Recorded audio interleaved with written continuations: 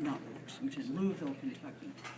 We changed in the 90s all the schools in that had these Indian stereotypes in the sports programs, and one was the worst, the R word.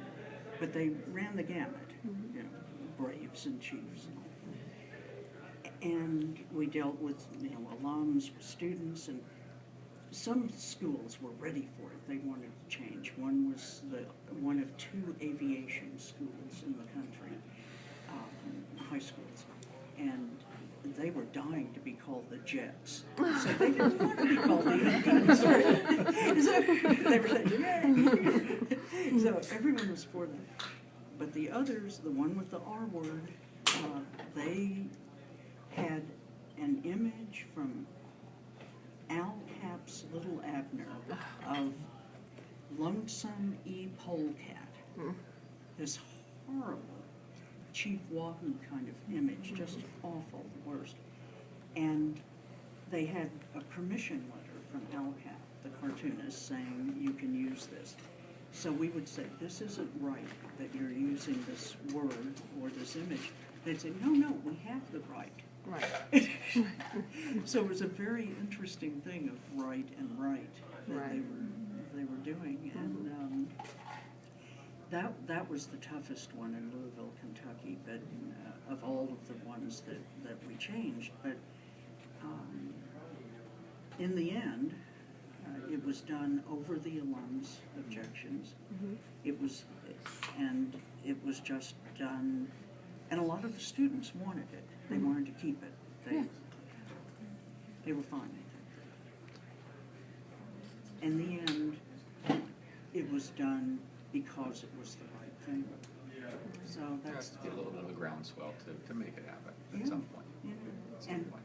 And they had to say, well, all these other schools are doing it, and you're really going to be out of state. So finally they did, but they were the last ones, and they were holding on to it. I was thinking, Al Cap gave them the right to do it.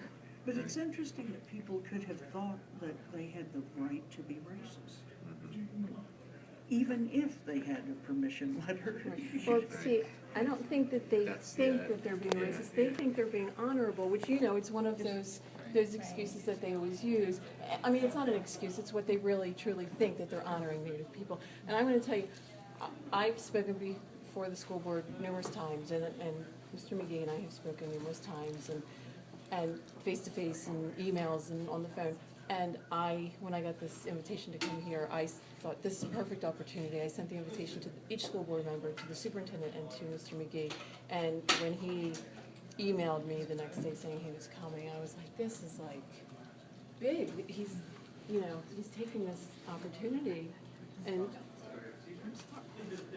well, it's wonderful. It's an isolating kind of issue for those people who are waging it, and where so many people are saying, you're wrong, we have the right, or whatever their argument is. We don't really mean it. It's taken on a secondary meaning, or we're really honoring you. And they, well, no, you're not. It's no honor. And that's what our lawsuit is. They're saying, we're honoring you. We're saying, no, we're offended. No, we're honoring you. No, we're offended. And they say, shut up. yeah. Oh. Right. And that's your honor. And now shut up. Yeah. So anyway, it's out of all that isolation and history, it's brave of you to step in and say, okay, I'll listen. It's strangely, for me, it's almost like the Pledge of Allegiance. I don't make them stand. I don't make them stand to God. It's up to them. Right. So at this point, until it's resolved, until somebody makes a bigger decision, that's where I am. Well, they I try are to on keep the side of God. keep the team going forward. That's right. Not the football team, the school team. Yeah. So unfortunately, it's a divisive issue, as I don't have to tell you. A lot of them are. Yeah, a lot of them are saying too, until the Washington football team changes their name, that's when we'll change our name. But this is so much more important because you're dealing with children. This is where it begins. And so they shouldn't wait for a private football team to change their name. This is, you're funded with tax dollars. You're under the government. You have the duty to provide a learning environment free from any and all forms of education, which is in our policy. And they need to do their duty, and no matter if the alumni cries or the community cries, they'll stop crying. And in a few years, when the new kids come in, they won't even think about it anymore. Yeah, that's right, that's right. Mm-hmm. No, that all is exactly right. And there's, teams are changing their names and identities all the time. And no one even questions how strange things are, but this is not innocent. It's not something that is a victimless crime. It has a victim.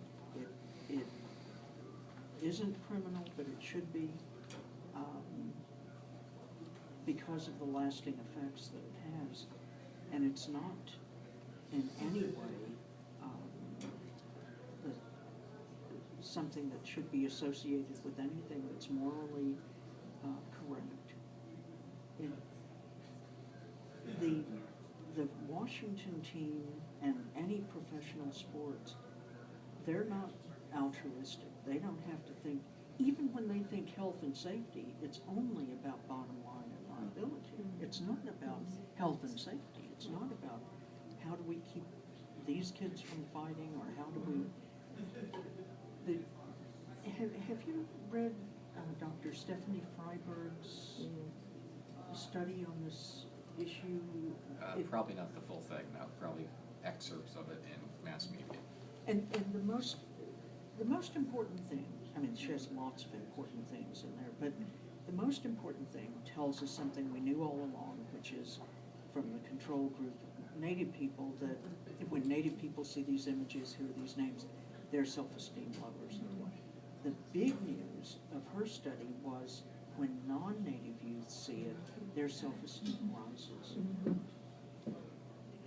Now that's pretty scary, to think that what makes them feel good makes my grandkids feel bad, or what isn't doing harm and injury to them is doing harm and injury to my kids, and they're feeling good about it. Well, it's because of this ignorance, and because they need people to say this.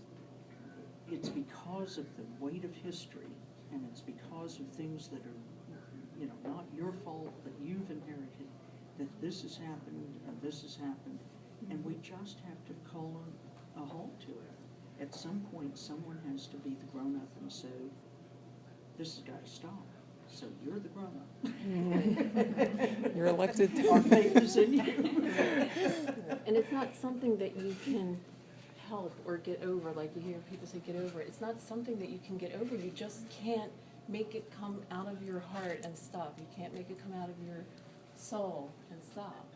And like you said, it does make us feel less and makes them feel better, and they're having fun, and we're sitting there crying. And you just can't get over it. It's inherited. It's really strange how what may have happened in my family years and years and years ago, forced, whatever, I've inherited it, and because that it happened to my ancestors, I feel a duty, I feel I don't know, it's like something pulling me, controlling me. And I can't go to the football game and be happy for them with their R word. And I sit there and I think, gosh, it's mind-boggling that they feel good about it.